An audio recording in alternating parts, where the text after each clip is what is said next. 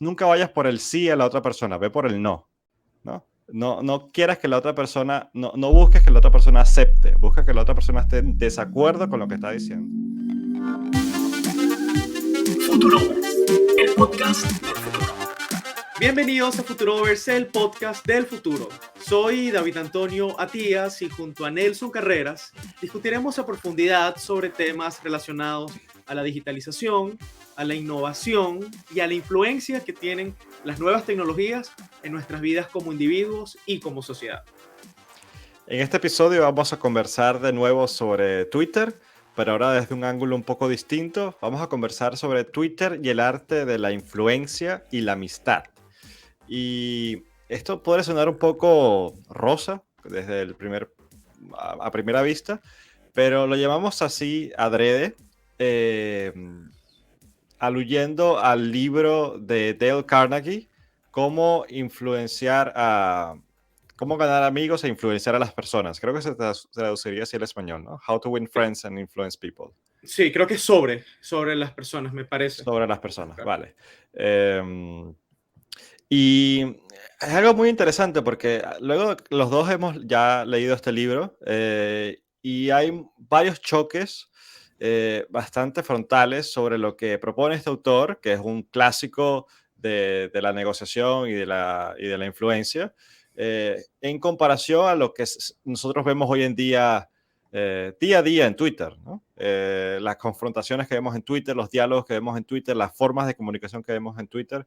Y sí, quizás podremos comenzar, David, hablando un poco sobre el libro, si te parece.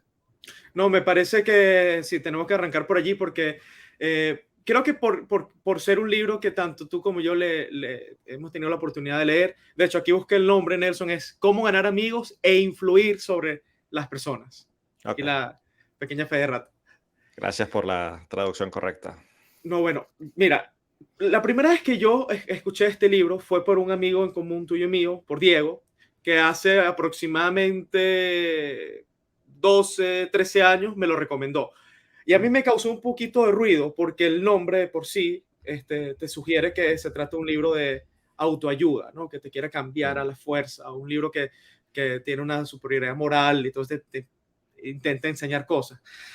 Sin embargo, lo leí y te voy a decir que ese libro se ha convertido en uno de mis libros de cabecera porque la sabiduría que hay allí, o sea, es un libro que Dale Carnegie tardó unos 20 años en escribirlo, y la sabiduría que hay en ese libro difícilmente se encuentra en otros lados. A mí me gusta mucho porque este libro básicamente explica muchos de los fundamentos de las relaciones humanas. O sea, cómo nosotros esperamos que los demás nos traten y cómo nosotros deberíamos tratar a los otros para crear como armonía en nuestras relaciones y tener mejor capacidad para lograr puntos de acuerdo, negociación, evitar conflictos, etcétera. Entonces, yo creo que lo primero que hay que decir es que este libro es un libro viejísimo, del año 1936. O sea, imagínate en el contexto en que se escribe este libro, saliendo de una Primera Guerra Mundial, caos económico, prácticamente entrando en una Segunda Guerra Mundial. Y este señor, un estadounidense, Dale Carnegie, un autor bastante prolijo, nos enseña lecciones muy elementales, como por ejemplo, que al momento de acercarnos a otra persona, tenemos que interesarnos genuinamente, ¿no? O sea, si nosotros queremos crear un vínculo duradero con alguien, tenemos que interesarnos por las razones del otro, por la vida del otro, llamarlo por su nombre. Si vas a corregir a alguna persona, a nadie le gusta sentirse atacado o sentirse equivocado, sino utiliza como un aikido allí y no vayas directamente a confrontarlo. Eh, entonces hay muchas lecciones que creo que cuando nos vamos al mundo digital de hoy, vemos que se vuelven difíciles de explicar por el mundo inmediato de la digitalización que nos ha tocado vivir. Entonces, ¿sabes? Yo siento que vale la pena revisar un poco las enseñanzas que nos trae este libro y cómo el mundo Twitter o el mundo de la inmediatez afecta la aplicabilidad de esas lecciones.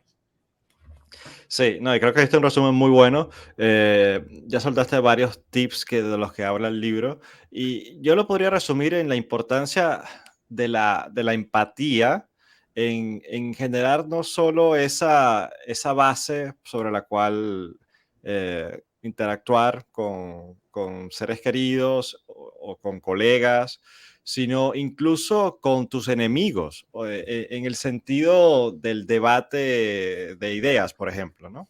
Em, si no demuestras cierta, si no demuestras genuinamente que te interesa escuchar al otro, escuchar su punto de vista y entenderlo, la otra persona tiende a estar a la defensiva por defecto, ¿no?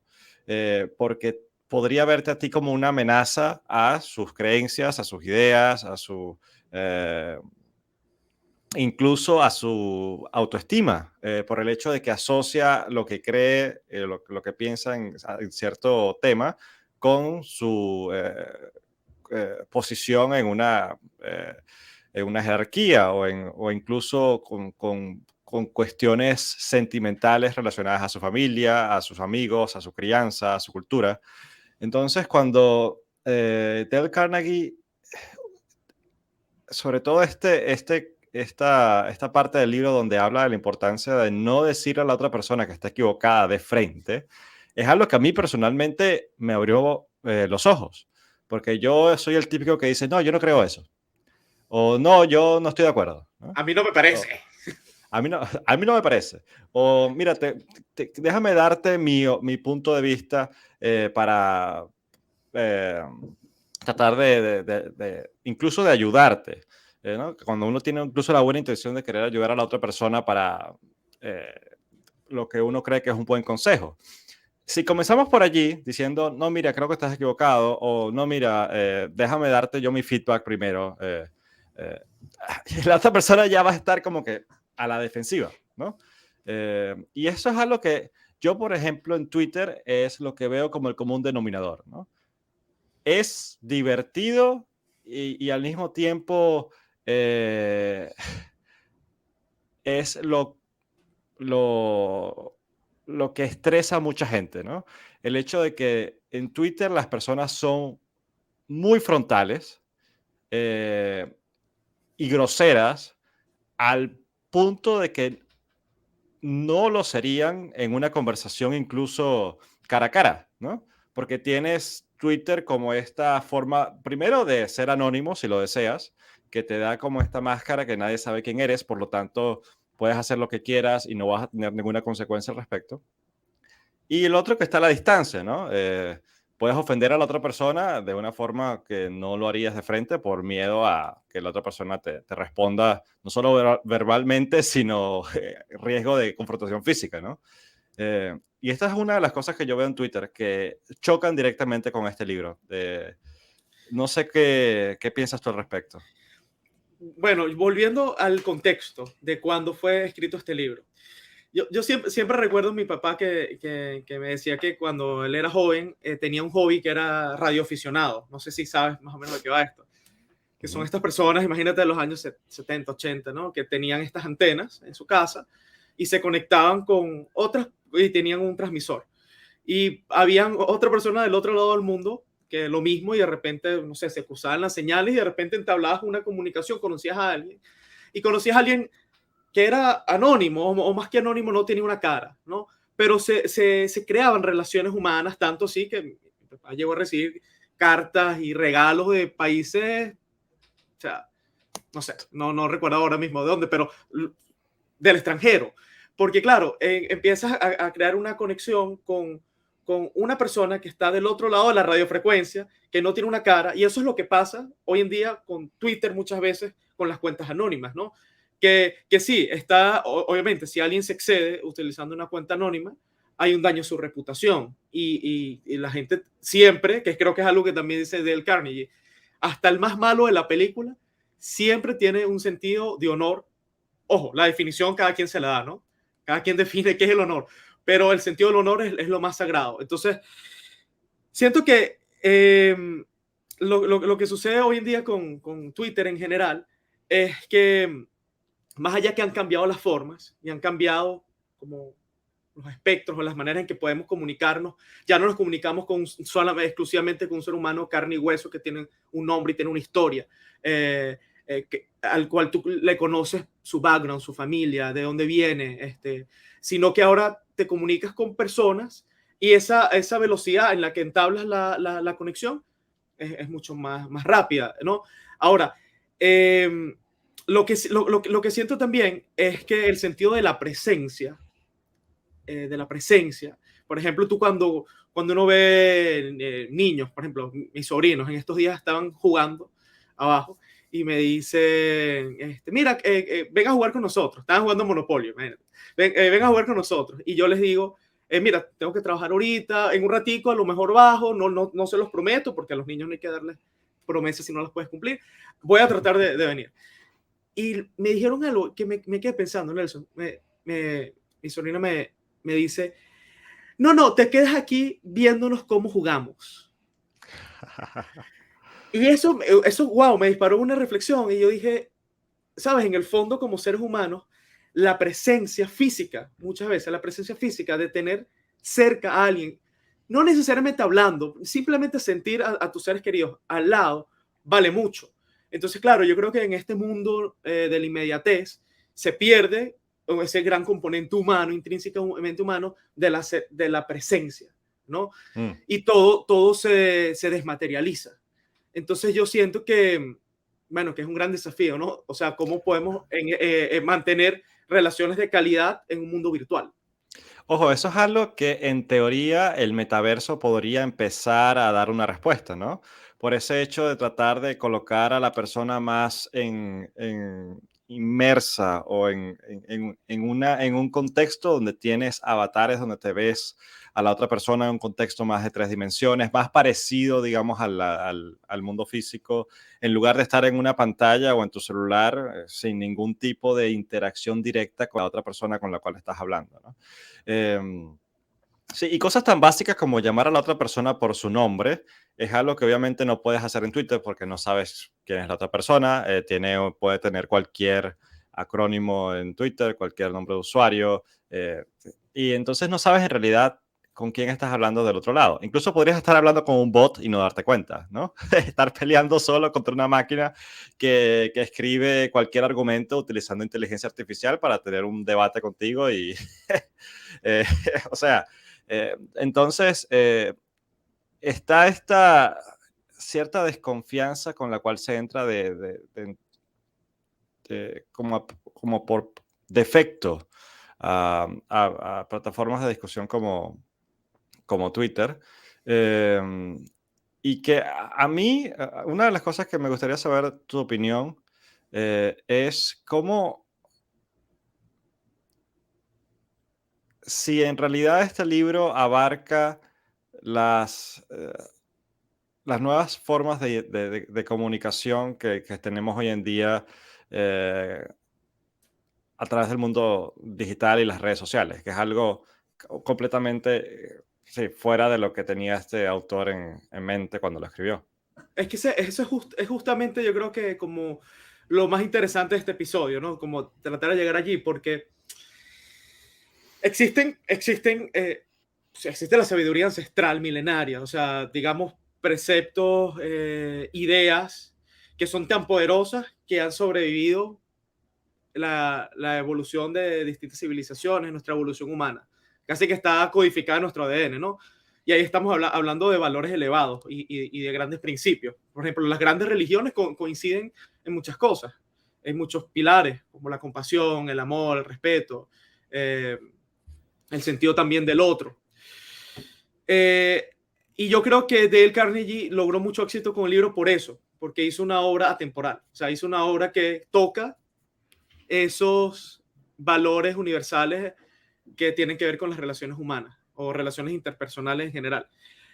Podemos hacer un ejercicio, te propongo esta idea. Yo hice unas noticas de algunos de los puntos del libro, recomendaciones o cosas que él toca, ¿no? Y podemos ver cómo eso se traduce a Twitter.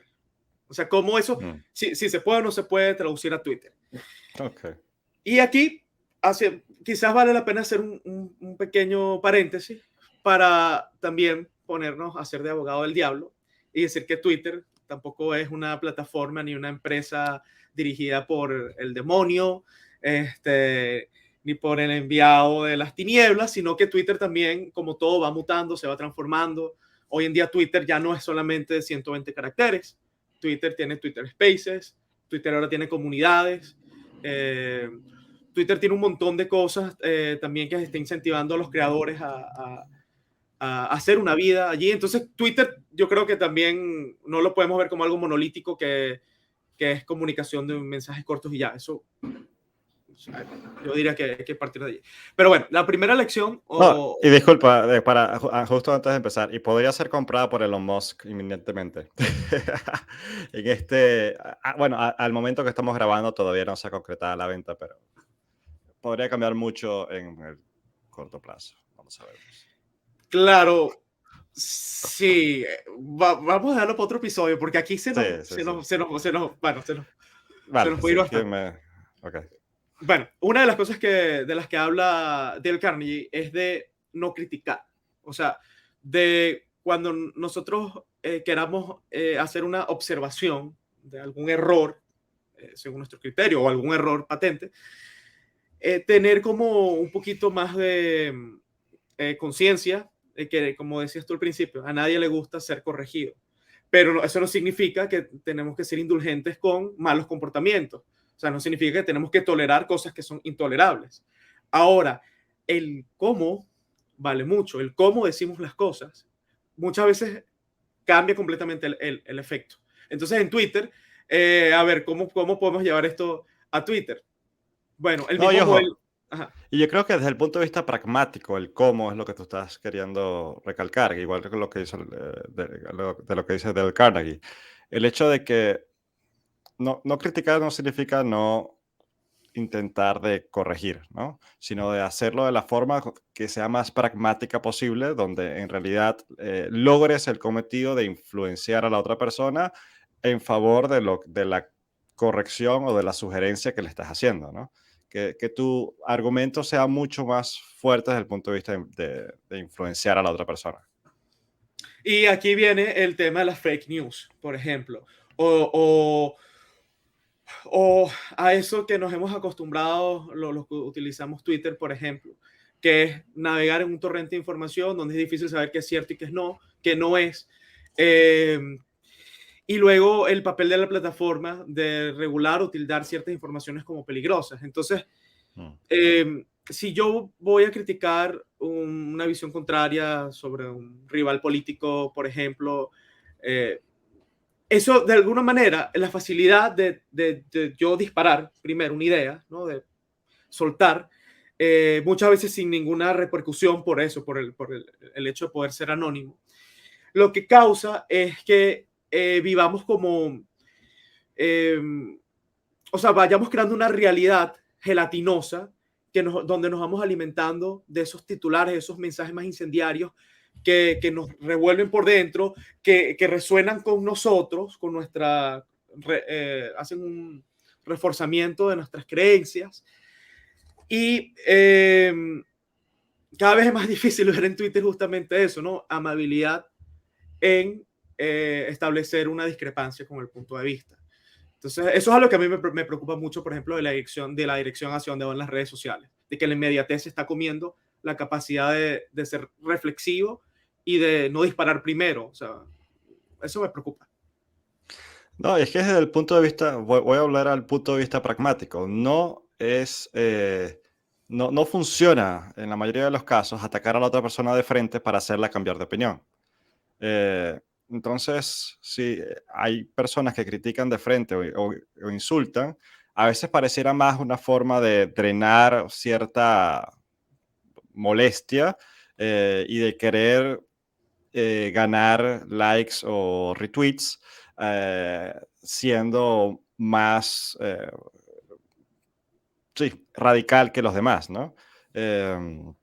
Y eso es algo que Twitter ha premiado en general. Y, y la forma en cómo se forman las comunidades en Twitter tiende por ejemplo, una persona común tiende a seguir a una cierta comunidad con la cual se siente afín, obviamente, porque quiere consumir más contenido de esas personas que influyen sobre él o sobre ella. em, entonces tú empiezas a crear tu feed, ¿no? En base a las personas que sigues. Entonces estás consumiendo ciertas ideas que están sesgadas, ¿no? Hacia tus creencias personales. Eh, Eso tiende a reforzar, como tú dices, tus propias creencias, y cuando se forman estos grupos un poco más fundamentalistas, claro, empiezas a ver a la creencia contraria como algo malo, ¿no? Desde el punto de vista de arquetipo, malo, el enemigo, eh, sí, mm, algo que hay que atacar y destruir o como sea, ¿no? Em, o tratar de mitigar a lo más posible. Entonces, estas cámaras de resonancia que se forman en las comunidades de Twitter también tienden a reforzar ese sentido de ¿qué, qué es la verdad para mí o qué es lo que en realidad piensa la mayoría de las personas? La mayoría de las personas, claro, la mayoría de las personas que tú sigues, pero eso no quiere decir que esa sea la visión generalizada. Más allá de cuáles sean los hashtags y ese otro tipo de herramientas que utiliza Twitter para tratar de premiar a las ideas más o a los temas de conversación más populares, ¿no? Que es algo que también ya sabemos que se puede manipular con bots y con otro tipo de estrategias para subir esos hashtags. Entonces, yo creo que estoy divagando un poco, pero a lo que quiero llegar es cómo, cómo como usuarios de redes sociales podríamos utilizar las herramientas de influenciación para que tengan mayor poder en la forma como las comunicamos. Más allá de que una comunidad o nosotros nos vamos a cambiar a Twitter ni a la mayoría de los usuarios de Twitter, pero que nosotros como usuarios, quizás este tipo de herramientas y de información nos puedan ayudar a ser mejores negociadores o mejores personas para influenciar Twitter o incluso para tener una relación más sana dentro de Twitter. ¿Qué piensas? ¿Tiene sentido esto que estoy hablando? Sí, o sea, yo lo veo desde el punto de vista de los creadores de contenido, que es algo Mm, que exacto. me he dado como la tarea de tratar de entender cómo funcionan estas comunidades, ¿no? La gente que crea comunidades privadas, apalancándose en las redes sociales para captar personas, digamos, por ejemplo, gurús de productividad o gente que habla sobre temas interesantes, que tienen un bagaje de información, tienen cosas que aportar. Sin embargo, ellos entienden a Twitter como una herramienta y aprovechan esa herramienta para luego, digamos, crear una comunidad en donde se va a generar allí un espacio de discusión más distendido. No quedan en Twitter, porque yo creo que el problema es quedarse atrapado en la Mm, plataforma, en lo inmediato, en el título, en el impacto de un tweet polarizante, en el clickbait, ujú, en el sensacionalismo, en el mm, amarillismo. Entonces, eso sí. nos lleva, eso es tan tentativo que vemos que grandes medios de comunicación, antiguamente respetados, y lo digo por la línea del frente, Ujú, lamentablemente se han vuelto o han caído en la trampa de sí. esta nueva rapidez de la información. Entonces, tú ves unos titulares de medios que antes eran serios. Tú dices, Mm, por Dios, o sea, eh, ¿cómo van a quedar tan bajo? mm. Sí, no, y aquí estoy de acuerdo. Cómo Twitter ha influenciado a la forma como se distribuye y cómo se comunica, incluso llegando al punto de cambiar la forma como los grandes medios de comunicación ya caen también en esta. Y en parte es por necesidad, ¿no? Porque la herramienta, la plataforma, premia eso, ¿no? Entonces necesitas ir al clic para luego ser redirigido al sitio web, para luego tener las ganancias por publicidad que te dé. eh, el hecho de que tengas usuarios en tu página web. Entonces, cuando la plataforma es gratuita. Ahí hay varias formas de combatir eso y quizás no es el tema de hoy. Sea que la plataforma sea paga, sea que te lleve a un foro de discusión más amplio. Pero sí, Twitter como tal ha tendido a premiar a ese sensacionalismo y a esa creación de, eh, de conflicto, ¿no? Para hacer engagement, para que las personas quieran aportar a ese contenido, sea en comentarios o a las personas que están de acuerdo haciéndole retweet, para que ese tweet o ese pedazo de contenido suba en el ranking de- de- y aparezca en más feeds de más personas, ¿no? Eh, yo creo que eso es parte del diseño de la herramienta y a pesar, como tú dices, de que Twitter es una herramienta increíble que nos ha permitido democratizar el acceso a la información inmediata en todas partes del mundo, eh, tiene estas desventajas que han influenciado a la forma como consumimos y generamos contenido muchas veces, en muchas ocasiones. Sí, y, o sea, y yo creo que también eh, es fácil sucumbir ante esa tentación, ¿no? De, de- de sacrificar la sustancia, ¿no? De nuestro mensaje por lo tentador de un buen tweet. Fíjate, yo que soy usuario recurrente de Twitter, a veces veo unos mensajes que son geniales, o sea, unos tweets de pronto 12, 13 palabras con una media verdad o una media pregunta, pero que destapa toda una ola de comentarios, crea engagement y en esta era también del narcisismo digital, en donde nos gusta sentirnos, oye, que la gente disfruta de nuestras ideas que son las mejores del mundo, ¿no? O sea, por supuesto. Ojo, ojo, esto es algo que también dice Dale Carnegie en su libro. Él dice, todas las personas quieren sentirse importantes, ¿no? Eso influye en su autoestima, influye en la forma como, incluso cuando una persona te hace sentir que eres importante, esa persona te va a caer bien, ¿no? Y si esa Claro. persona te va a caer bien, es más probable que puedas tener una relación de amistad o comercial con ella. O incluso es más probable que luego, cuando esa persona que te cae bien te haga un comentario sobre una idea, sobre eh, sobre cualquier cosa, tú ya eres más receptivo a recibir esa idea porque esa persona te cae bien, ¿no? Entonces, ahí hay todo un juego de la empatía de nuevo y de la forma como tratar de...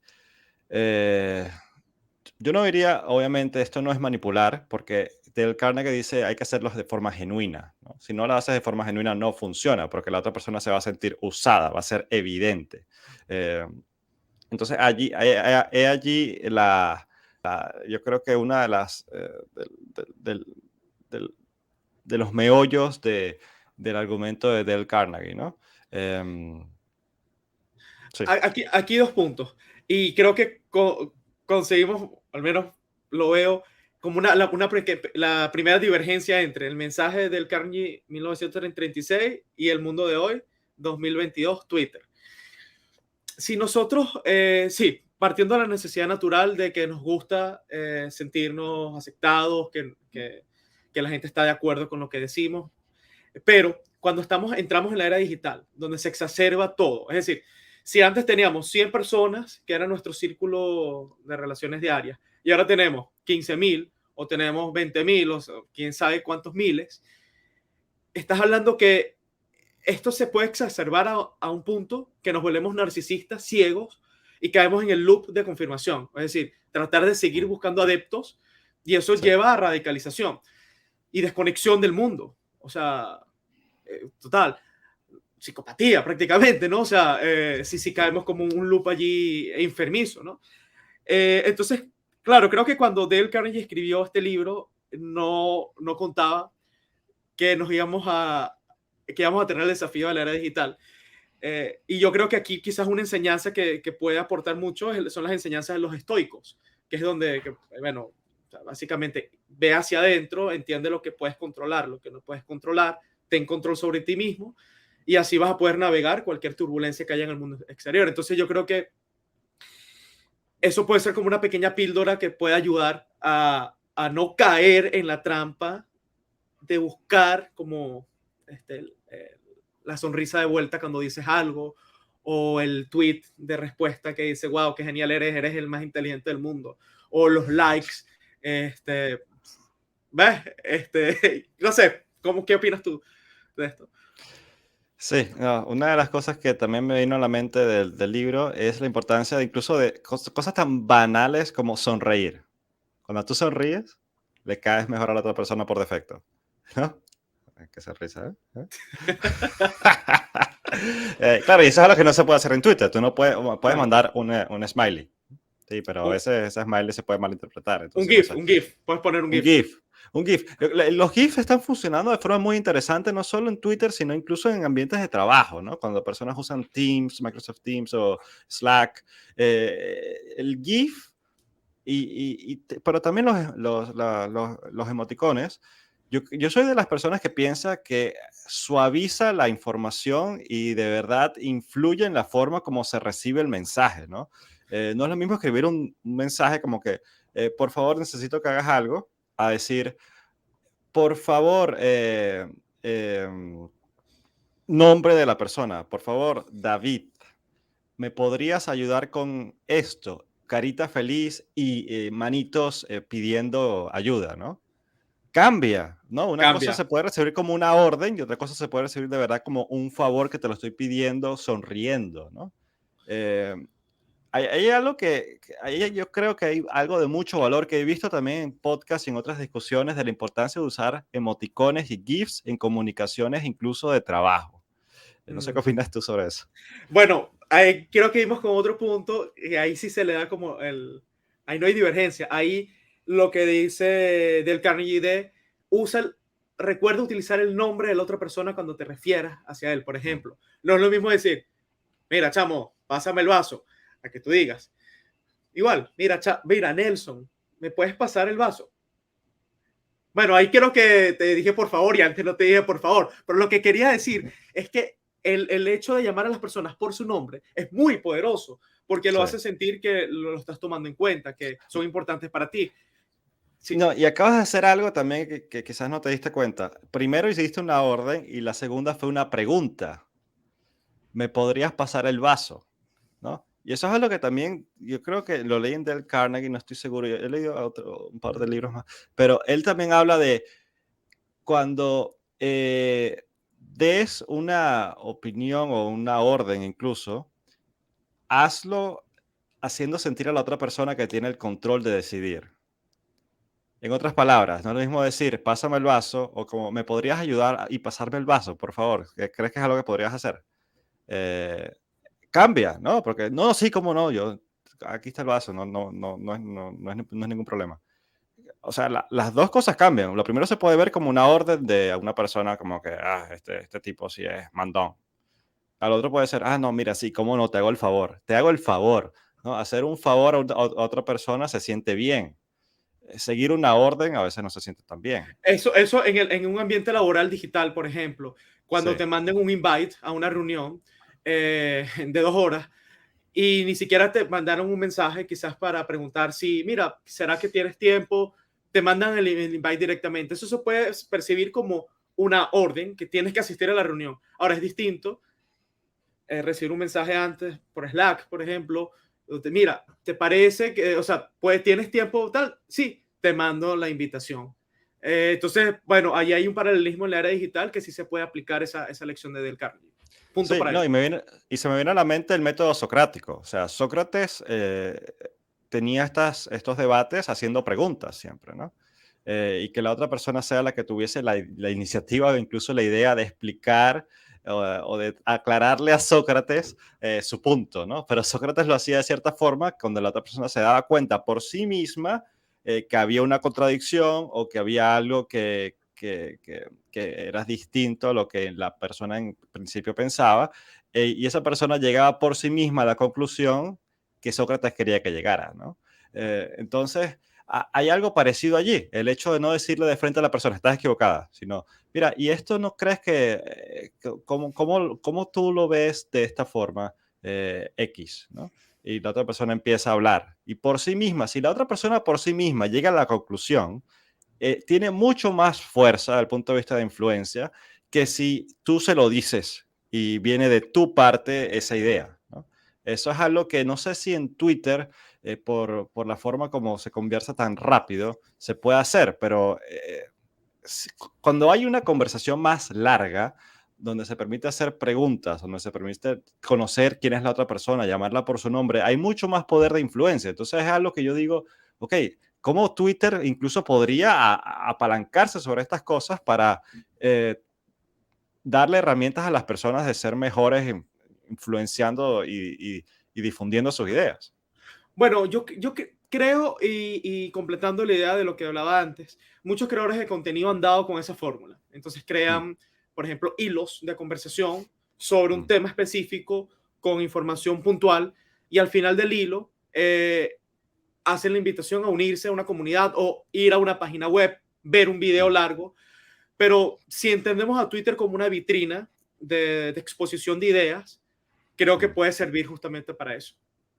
Puede ser un frontend para luego ir a otro foro de discusión más distendido.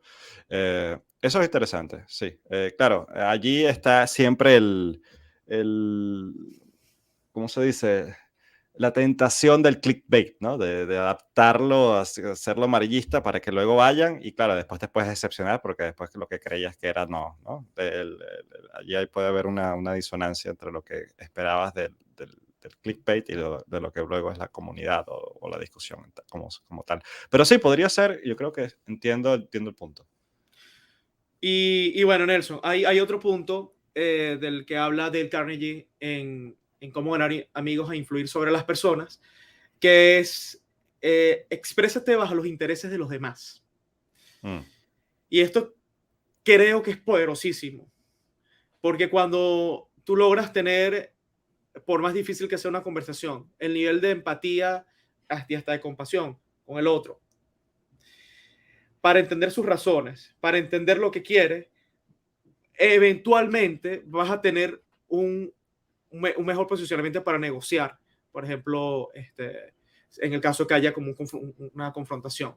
Entonces, es distinto imponer a hablar primero desde las demandas o las necesidades del otro, sin sacrificar tus puntos de vista, pero, o sea, eso manifiesta que tú tienes interés de escuchar y llegar a un punto en mm. común.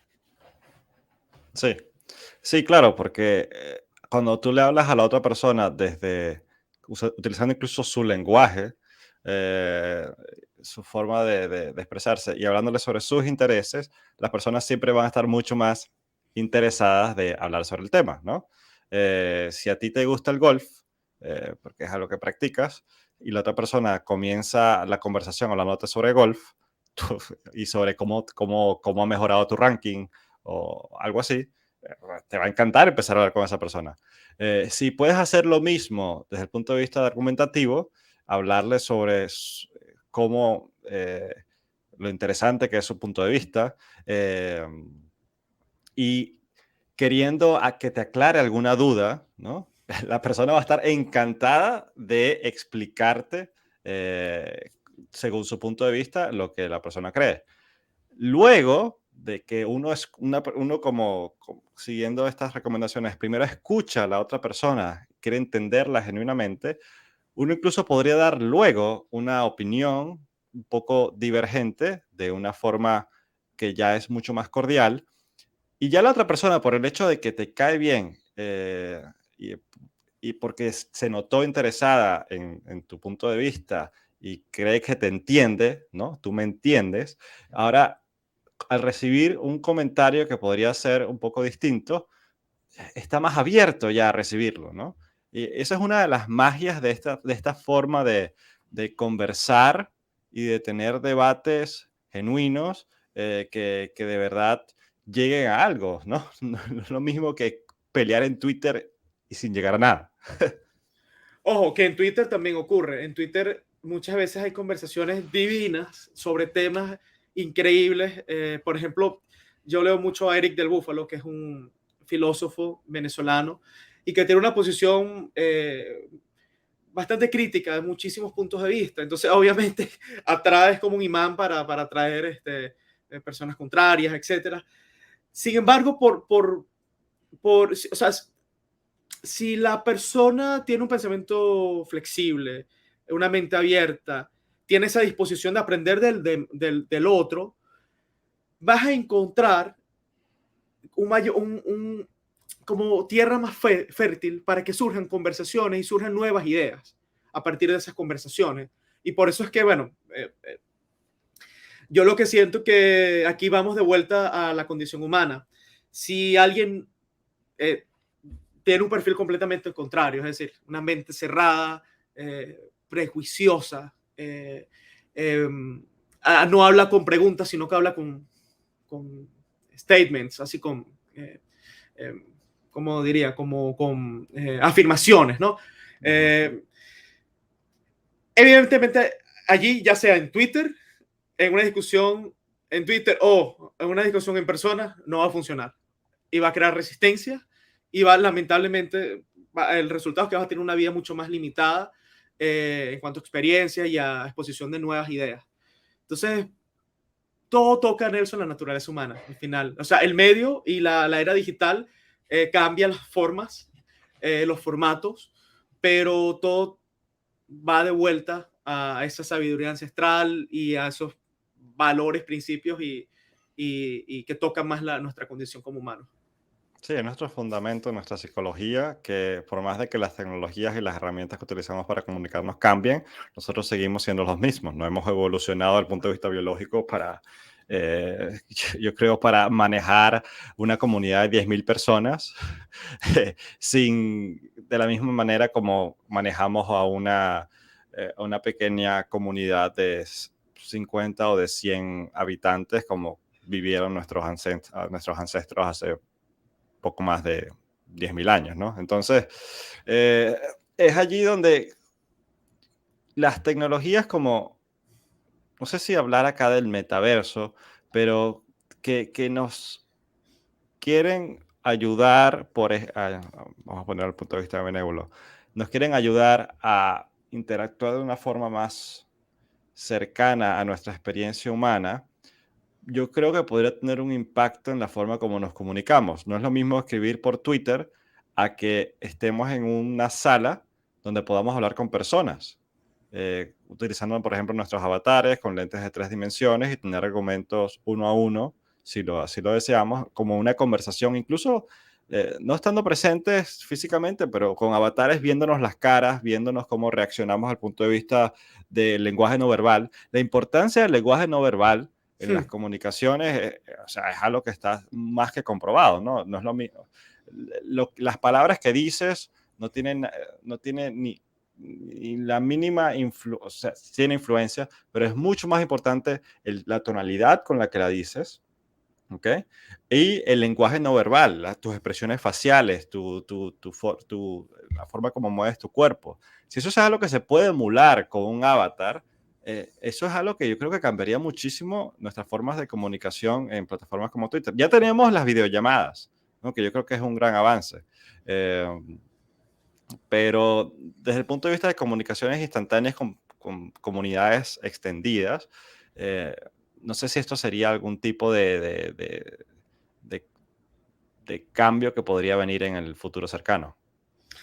Y sí, yo creo que, o sea, es inevitable. Y cuando uno escucha a Mark Zuckerberg hablando del metaverso y de su visión a futuro del metaverso, que es un proyecto que él ya tenía desde los principios los inicios de Facebook. Él ya pensaba en el metaverso. Entonces, lo que he podido como entender es que sí, que él tiene esa intención de poder crear, al menos en Meta, ¿no?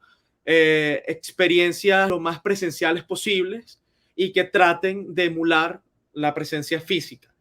Eso puede ser muy positivo, muy, muy positivo, porque inclusive, imagínate con sensores hápticos en donde podamos sentir la mesa, ¿no? Aquí la mesa, el vaso, pásame el vaso. donde yo pueda, algo tan pequeño, pero que sería muy poderoso, hablarte a ti y verte a los ojos si veo la pantalla. Hoy en día tengo la pantalla, fíjate, estoy viendo la pantalla. Mm. Bueno, los amigos de Spotify lo siento, pero en este momento estoy viendo a Nelson a la pantalla de mi webcam y ahora estoy viendo en la pantalla, perdón. Entonces, Sí. si nosotros logramos solucionar ese problema de ingeniería, creo que estamos dando un salto cuántico también en la calidad de las comunicaciones y el contenido no verbal que vamos a ser capaces de transmitir. Sí, es algo que estoy totalmente de acuerdo. Y sí, quizás para ir cerrando el episodio, una de las cosas que me llamó la atención es eh, cómo la forma de interactuar y de verdad tener una influencia y llevar nuestro mensaje adelante está correlacionada con las estrategias que utilizamos para comunicarlas, ¿no? Obviamente el libro de Dale Carnegie no es la Biblia de las negociaciones. Se han escrito muchísimos otros libros que han incluso demostrado partes de lo que dice él, lo han, eh, lo han de cierta forma corregido o atacado, o demostrado distinto desde el punto de vista psicológico, desde el punto de vista de las negociaciones. Eh, Hay otro libro que me gusta mucho que se llama, ¿cómo se llama? Never Split the Difference. No sé cómo traducirlo al español. No dividas la diferencia, algo así. Sí, es No como. negocies la diferencia. Sí, exacto. Nunca vayas a la mitad en la negociación, que es algo típico que hay en las negociaciones, por ejemplo, de ventas, ¿no? Tú propones el precio 10, otra persona propone precio 5, entonces, no, yo te ofrezco 7.5, ¿no? Como precio, ¿no? El típico, split the difference es como llegar a la mitad entre el rango de negociación. Entonces, él lo que está argumentando es never split the difference. Nunca hagas eso desde el punto de vista de negociación, siempre vas a quedar mal. Y eso llevado no al punto de vista de renegociación de precios, sino a negociación o a debate de ideas, es prácticamente la importancia de no ceder en tus principios y ser mucho más frontal en la forma como los comunicas para que, cómo lo puedo resumir? Para, para dos cosas. Primero, para que logres lo que en realidad quieres en una negociación y segundo, eh, para que ambas personas sientan que ganaron, ¿no? Ese es como el santo grial de las negociaciones. Ganar en la negociación y que la otra persona también sienta que ganó. Pero, no sé, para darte un dato, una de las cosas que dice él es, nunca vayas por el sí a la otra persona, ve por el no.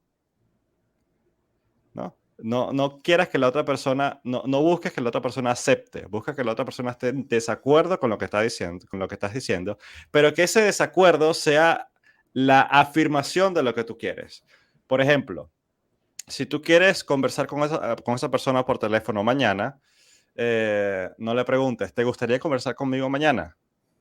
No, pregúntale, ¿estarías en desacuerdo con conversar mañana? ¿Por qué? Porque estarías en desacuerdo, tu respuesta inmediata va a ser, o la respuesta que tú quieres es no. No, no, yo no estaría en desacuerdo con eso. ¿Me explico? Interesante. Sí, sí, sí. Claro, ¿por qué? Porque una de las cosas a las cuales estamos acostumbrados y bombardeados también en el punto de vista de la era digital, no nada más la era digital, también con vendedores en el mundo físico, ¿no? Pero es que todo el mundo nos quiere vender algo, ¿no? Todo el mundo quiere que digamos que sí, a una prueba gratuita, a una oferta, a lo que sea, a mira este panfleto, mira este periódico gratis. No, no, no. Sientes que siempre que quieres que digan que sí, que digas que sí a algo, te están vendiendo algo y nuestra... ya no es, en el mundo actual, lo que argumenta Chris Voss es que estamos predeterminados a decir que no, solo para que no nos molesten, solo para no sentirnos que nos están metiendo una idea por la boca, ¿no? Por los ojos, que no queremos. Es como que no, déjame en paz, no tengo tiempo ahorita, ¿no? Entonces, preguntar buscando que nos digan que no, como la afirmación de lo que queremos, puede ser una estrategia de negociación para que es totalmente distinto a lo que dice Dale Carnegie. Dale Carnegie dice ve por el sí. Y es algo que también muchos otros libros de negociación siempre dicen, ve por el sí, ve por 3 sí, ¿no? Primer sí, un segundo sí, un tercer sí, con el tercer sí ya encerraste, ya tienes a la persona prácticamente convencida con lo que tú quieres decirle. Entonces, aquí hay debates. Quizás lo que quería, en resumidas cuentas, decir es que Dale Carnegie no tiene la última verdad tampoco. Yo creo que hay muchas cosas que podemos aprender de él. Yo creo que es muy valioso, me encantó este libro. Y además se podría complementar con otras ideas que son más recientes, que están más adaptadas al contexto actual, que tienen más información desde el punto de vista de investigación psicológica, de investigación de nuevas corrientes de pensamiento, además, que han surgido en los últimos tiempos. Sí, y que responden más nuestras necesidades como hombres modernos, ¿no? Que vivimos con otras realidades, otras expectativas y otras posibilidades también, que eso es importante. Pero bueno, todo nos lleva, Nelson, quizá a la importancia de tener principios y valores muy sólidos, y con principios y valores muy sólidos puedes navegar la vida digital del metaverso o la vida carne y hueso con un carácter fuerte, definido, y adaptarlo a las realidades. Yo creo que una persona sería una buena persona, ¿no? Una persona que ha cultivado su carácter, probablemente en Twitter va a evitar caer en debates incendiarios estériles que no llegan a nada, va a evitar engatusar negativamente a alguien de forma forzada para su propio objetivo y beneficio. Entonces, todo pasa por la condición humana. Entonces, por eso me gustó mucho el libro y qué bueno que lo propusiste para debatirlo, porque es una invitación justamente a eso, a irnos como a la capa básica de la mente humana, del comportamiento humano, y ver cómo nosotros podemos aprender, como dices tú. No es la última palabra, por supuesto que no.